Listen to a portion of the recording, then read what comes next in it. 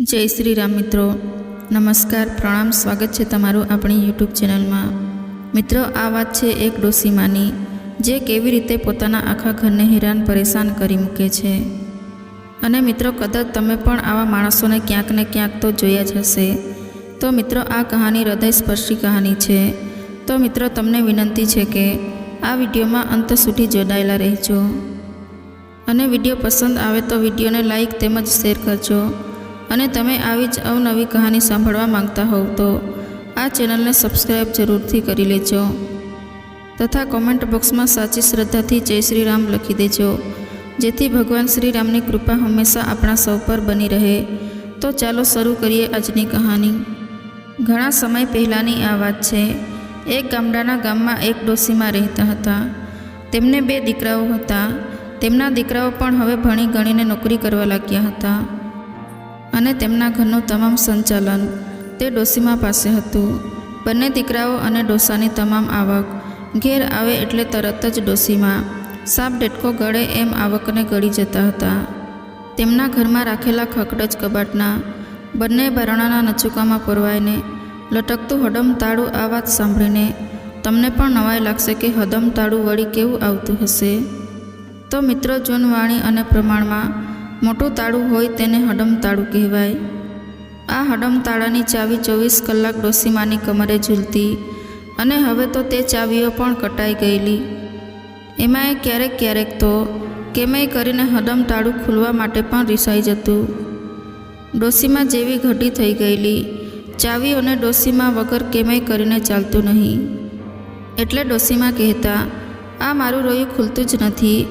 चट चंदुडाने कहीने नवुं टाळुं आणवुं जोईशे। डोसीमा एम बबडे एटले बीकनुं मार्युं हडम ताळुं पण तरत ज खूली जतुं हतुं। आ हडम ताळुं पण गजबनुं हतुं। एने डोसीमानी चावीओ साव गमती नहीं होवाथी डोसीए संघरेला एक लोखंडना वाळा साथे ए हडम ताळुं आडो संबंध बांधी बेठुं हतुं। ज्यारे डोसी आखी पाछी थई होय त्यारे डोसो ए हडम ताळा साथे हाथ मिलावी लेतो। डोसीमा मरी जाए तो सारूं एम घरना बधा इच्छता हता, पण डोसी तो मरी जवाना बदले मात्र आगी पाछी ज जती हती। त्यारे डोसो ते ताळानी पासे आवतो अने खूब ज प्रेमथी हडम ताळाने हाथमां लईने झूमतो। त्यारे खुशीनुं मार्युं बापटुं ए ताळुं पण खुल्लुं खुल्लुं थई जतुं। पछी डोसो खूब ज सहेलाईथी ज्यारे पेलो वाळो हडम ताळानी अंदर प्रवेश करतो त्यारे फटाक लईने ते हडम ताळुं खुली जतुं। त्यारबाद डोसीना हिसाब में बहु मोटी भूल न आवे ए रीते डोसो हाथ फेरो करीने ताळाने प्रेमथी बंद करी देता, कारण के ए ताळाने मात्र खोलवा माटे ज चावीनी जरूर पड़ती, बंद करवा माटे चावीनी जरूर नहोती। घरमां जरूरी बधी ज वस्तुओनी खरीदी डोसीमां ज करता हता अने ए पण तेमनी सोसायटीना नाके चेलाराम मारवाड़ी करियाणानी दुकान लईने बेठो हतो। तेमनी दुकानेथी ज ए चेलारामना नाममां ज रामनुं नाम आवतुं हतुं, परंतु तेना काममां तो ते बिलकुल शकुनीनी ज औलाद हतो। परंतु ते डोसीने तो चेलाराम तेना पहेला खोड़ाना दीकरा जेवो वहालो हतो, कारण के ए डोसीना मनमा चेलाराम एवुं ढसावामां सफળ थयो हतो के आखा शहेरमां चेलाराम जेटलो सस्तो वेपारी दीवो लईने शोधवा जाव तोय जडे नहीं। ए चेलाराम डोसीनी मूंडी 2% व्याजे राखतो अने व्याज जेटલું पण थाय ए मूंडीमां उमेरीने व्याजनुं व्याज गणीने डोसीनी मूंडीनो आंकड़ो मोटो करीने जतो हतो। परंतु आज दिवस सुधी एणे व्याज पेटे पालवी पण डोसीने आपी नहोती। डोसी जाणे अमरपट्टो लखावीने आवी होय एम चेलारामने वधुने वधु रूपिया आप्या जती हती अने चेलको पण आ डोसी जेवी लोभियाणानी मूंडी मोटी थवानी राह जोईने करियाणानी दुकान खोट खाईने पण चलावी रह्यो हतो। ते डोसीनुं घरनुं संचालन पण काबिले दात हतुं। लक्ष्मीजीने घरमां आववानो मार्ग नेशनल हाईवे जेवो अने जवानो मार्ग साकड़ी केडी जेवो एमणे राखेलो। पोते वहेला 4 वागे उठीने तैयार थई जता हता। ठंडा पाणीथी नहावाथी अमुक रोग आवता ज नथी एवुं ए एना जेवी कोई डोसी पासेथी जाणी लावेला। एटले तेमनुं आखुं घर शियाळामां पण ठंडा पाणीथी नहावा माटे टेवाई गयुं हतुं। डोसीने लाइट बिल आवे ए बिलकुल गमतुं नहीं। एक लाइट बिल ज शा माटे, परंतु तेमने कोईपण बिल पसंद न हतुं। એના નિવારણ માટે એણે મોટા દીકરા લાલા પાસે મીટરમાં પણ આંકડી નખાવીને એણે મીટરને પણ ફરવાની મનાઈ ફરમાવી દીધી હતી. પરંતુ એક દિવસ વિદ્યુત બોર્ડના અધિકારીની નજરમાં આ આંકડી આવ્યા વગર રહી શકી નહીં અને ડોશીના ઘરનો લોટ ગણીને તેમને 10,000 રૂપિયાનો દંડ ફટકારવામાં આવ્યો. ત્યારે ડોશીએ સાહેબને પહેલાં માફી માટે વિનવણી કરી જોઈ. પછી એવું કહ્યું કે કોઈક નખોડિયાએ અમને સલવાડી દેવા માટે આ કારસો કર્યો હોવાનું ગાણું પણ ગાઈ જોયું. તો પણ પેલા સાહેબ ટસના મસ ન થયા. ત્યારે 200-500 ખિસ્સામાં નાખીને હાલતું થવાની સ્કીમ પણ ડોશીએ લાલ આંખ કરીને સમજાવી જોઈ.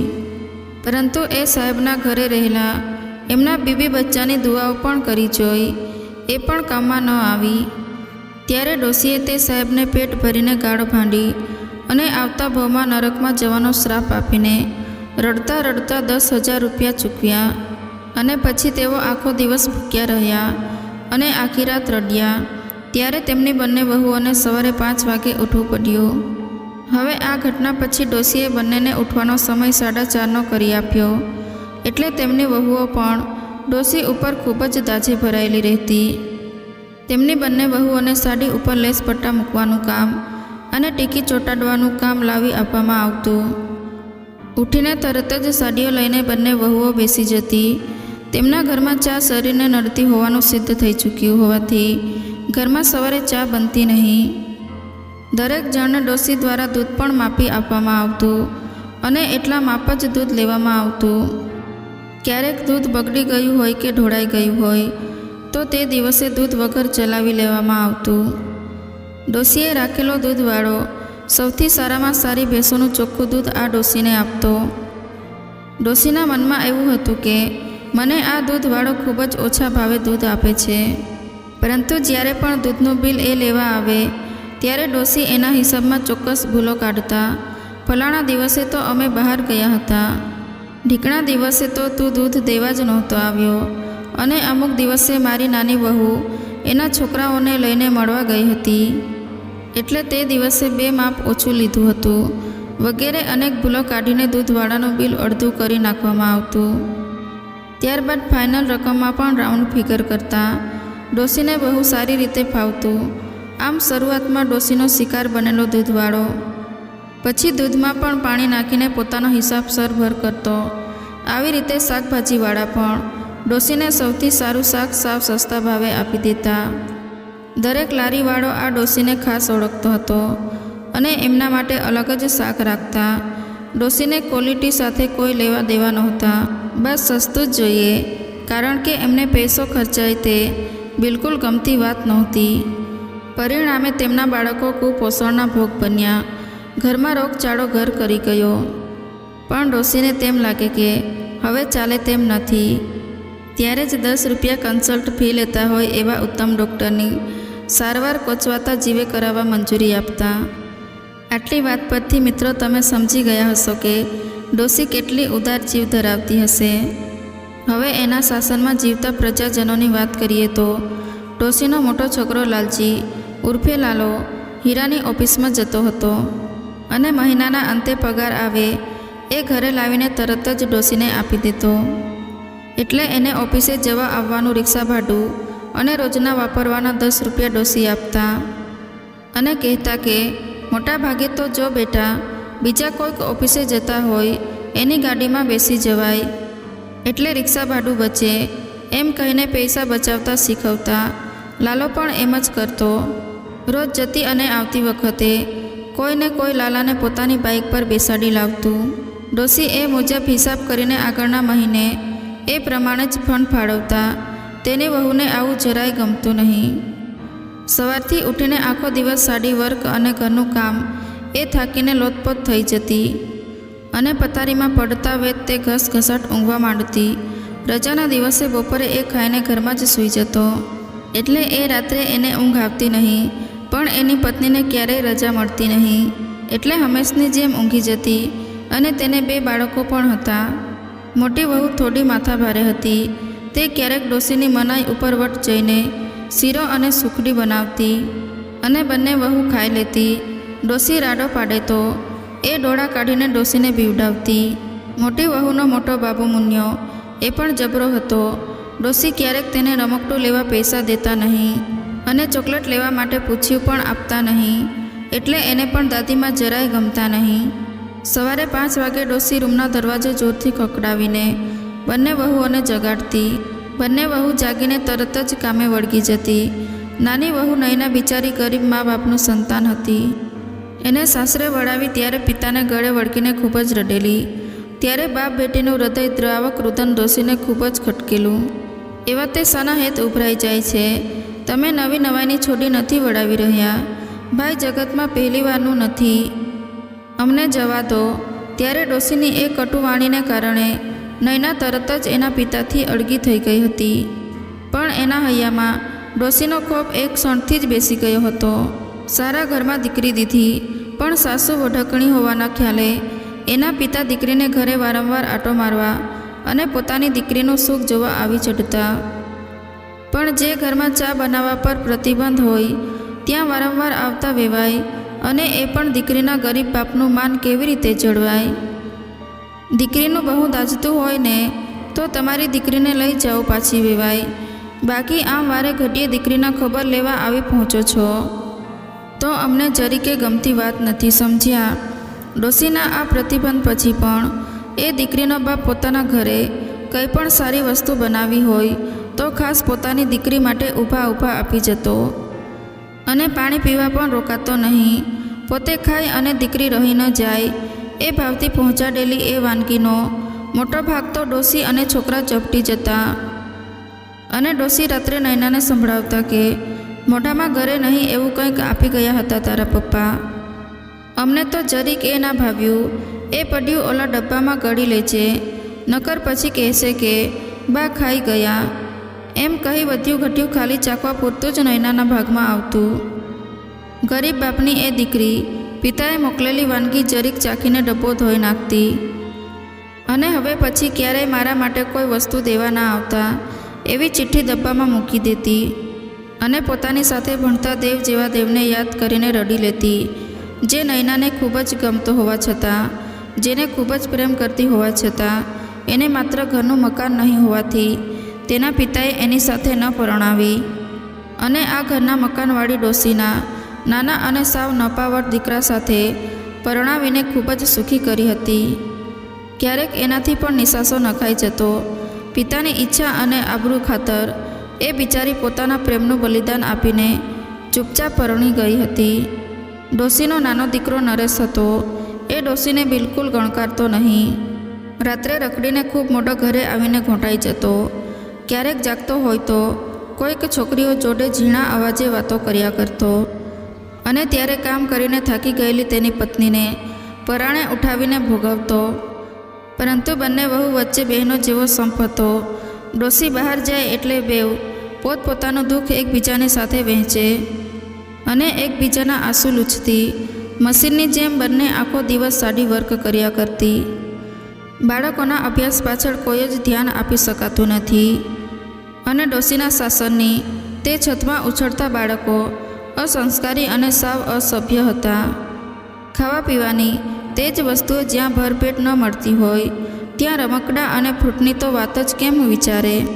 ક્યારેક ડોસા કેળા કે સફરજન લાવે તો વળી બાળકોને મળતા. વહુઓ તો કામવાળી કરતા. એ બદતર હાલતમાં જીવતી હતી. એમને કોઈ બહાર હરવા ફરવા લઈ જતું નહીં. સગા સંબંધીઓમાં લગ્ન પ્રસંગે કે કંઈક શુભ પ્રસંગે જવાનું હોય તો ડોસી જ જઈ આવતા. જેથી લાવવામાં આવેલી સાડીઓને લેસ પટ્ટા મૂકવાનું કામ વહુઓ કરી શકે. વહુઓને પણ કંઈક અરમાન હોય, ઈચ્છાઓ હોય એવું ડોસીને ક્યારેય લાગતું નહીં. એકવાર નાની વહુને સખત તાવ આવ્યો, પણ તાવ આવ્યો છે એ જણાવવાની એની હિંમત ના ચાલી. વહેલી 5 વાગ્યે ઉઠીને તાવને કારણે ધ્રુજતી સાડી ભરવા બેઠેલી નૈનાને જોઈને મોટી વહુએ પૂછ્યું, નૈના તું કેમ ધ્રુજે છે? તને મજા નથી કે શું? એમ કહીને એનો હાથ પકડ્યો અને તે દાઝી ગઈ હોય એમ તરત જ પોતાનો હાથ પાછો ખેંચીને બોલી, હાય હાય તને તો કેટલો તાવ ભર્યો છે. જા તું સૂઈ જાવ. સવારે નરેશભાઈને કહીશ, તે તને દવાખાને લઈ જશે. ના ભાભી, હળવે હળવે થાય એટલું કામ કરું છું. નૈનાએ બીતા કહ્યું, મોટી વહુએ માળા ફેરવતા ડોસી સામે જોઈને પૂછ્યું, નૈનાને ખૂબ તાવ ચડ્યો છે, એ સૂઈ જાય તો? ડોસીએ કહ્યું, હવે એવા તે શાના તાવ આવતા હશે? કામ ના કરવાના બહાના કાઢે છે, અને તાવ આવ્યો હોય તે સૂઈ જશે તો તાવ ઉતરી જશે. સાની માની સાડી પૂરી કરો. સવારે નવો માલ આપવા આવે ત્યારે આ સાડીઓ આપવાની છે.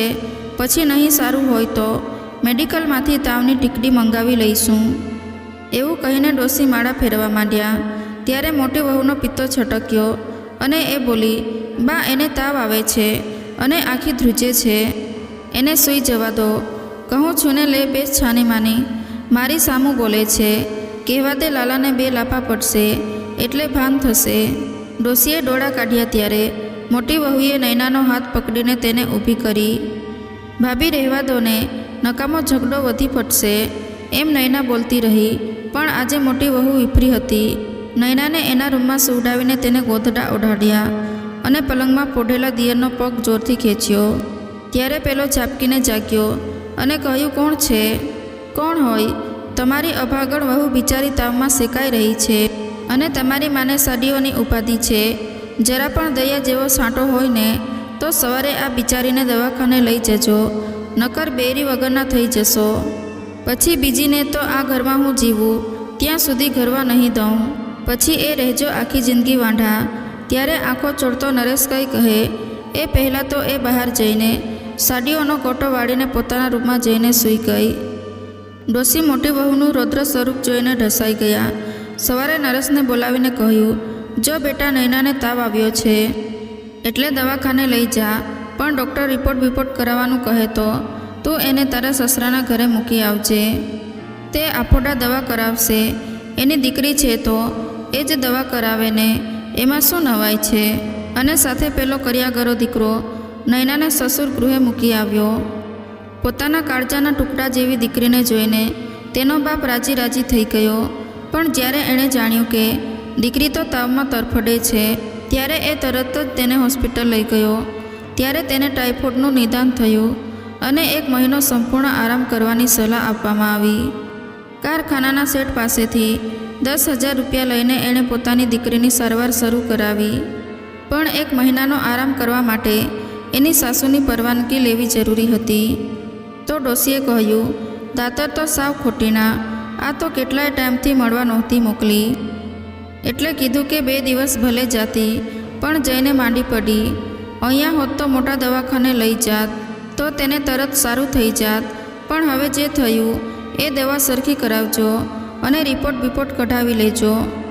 આમાં ચીકણાઈ ના કરતા ડોસીએ ગરીબ વેવાઈને રજા આપીને ઉપકાર કર્યો અને આવી પડેલા ખર્ચને બારોબાર પતાવી નાખ્યું. છતાંય 1 મહિના સુધી સાડીઓ ઓછી ભરાશે એનો રંજ તો તેને થયો જ. તેના ગરીબ બાપે કહ્યું, હા, એ કંઈ કહેવાનું હોય, મારી દીકરીની દવા કરાવવામાં થોડો હું પાછો પડું, કેમ બરાબર ને વેવાઈ? વેવાએ બીડીનું ઠૂઠું ચૂસતા ડોસા સામું જોઈને કહ્યું અને વેવાઈ ચાલ્યા ગયા. એ દિવસે બપોરે ડોસી જ્યારે સૂઈ ગયા ત્યારે ડોસાએ પેલો વાળો લઈને કબાટના બારણે લટકતા હડમત તાળાને ખોલતા હતા. એ તેની મોટી વહુએ નજર જોયું અને તે વિચારવા લાગી કે સસરાજી હાથ ફેરો કરી રહ્યા છે. ત્યારે એણે તેને ચૂપ રહેવાની સંજ્ઞા કરી. આવી રીતે ઘણીવાર ડોસીની માયા મૂંડી પર હાથ ફેરો કરીને બંને વહુને ડોસો પૈસા આપતા અને તેઓ જ્યારે સાડીઓ લેવા મૂકવા જાય ત્યારે બંને વહુ એમને ભાવતા નાસ્તા પાણીની મોજ ઉઠાવતી. ક્યારેક મનગમતી ચીજ વસ્તુ પણ ખરીદી લાવતી અને ડોસા નૈનાની દવા સારું એટલું હળવેથી બોલીને ચાલ્યા ગયેલા. સસરાને મનોમન વંદન કરીને એ સાડી ભરવા બેસી ગઈ. સાંજે 5 લીલા નારિયેળના ત્રોફા, 2 કિલો સફરજન અને ચીકુ પપૈયા વગેરે ફળોનો ટોપલો મજૂર પાસે ઉપડાવીને ડોસો તેના વેવાઈના ઘરે પોતાની નાની વહુની ખબર લેવા પહોંચી ગયા. ત્યારે તેના વેવાઈના હાથમાં 10,000નું બંડલ પકડાવીને ડોસો બોલ્યો, તમારા વેવાણ થોડા કડવા સ્વભાવના છે, એના બોલ્યા સામું ના જોશો. એણે પૈસા અને ફળ આપવા માટે મને પરાણે મોકલ્યો છે. એની જબાન કડવી છે પણ પોતે બહુ મીઠી છે. બિચારી વહુની બહુ ચિંતા કરતી હતી. કામ હતું એટલે તે આવી નથી, પણ તેણે કીધું છે ને, નૈનાને સાવ આરામ થઈ જાય ત્યાં સુધી ભલે અહીં રહે. ડોસા પણ પોતાની પત્નીની લાજ રાખવાનું જૂઠું બોલતા હતા. ત્યારે નયનાને તો પોતાના સસરાના પગ પકડી લેવાનું મન થયું. બીજા દિવસે ઘરમાં હુલ્લડ ફાટી નીકળ્યું. ડોશીએ ચેલારામને 2% વ્યાજે આપવા ભેગા કરેલા 10,000 રૂપિયા કબાટમાંથી કોઈ ચોરી ગયું હતું. એ આરોપ સ્વાભાવિક રીતે મોટી વહુના માથે આવી પડ્યો. મને ખબર નથી, એટલું જ બોલીને એ નીચું જોઈને સાડીમાં સ્ટોન ચોંટાડવા લાગી ગઈ. તું હમણાં બહુ જ ફાટીને ધુમાડે ગઈ છો. તારી સિવાય ઘરમાં કોઈ હતું જ નહીં, એટલે બીજું કોણ પૈસા ચોરે? તારા બાપે તને કોણ જાણે કેવા સંસ્કાર આપ્યા છે. ખાલી ડોસી ઉકળ્યા હતા. ત્યારે વહુએ પણ ગરજવાનું ચાલુ કર્યું. તમારી કરતાં મારા સંસ્કાર સારા છે. મારા બાપનું નામ લેતા નહીં કહું છું. નકર ડોસીએ દાંત વાળવાનું શરૂ કર્યું. નકર શું? હે 7 વખત તારા બાપનું નામ લઈશ. હાડી કજાત ચોટી.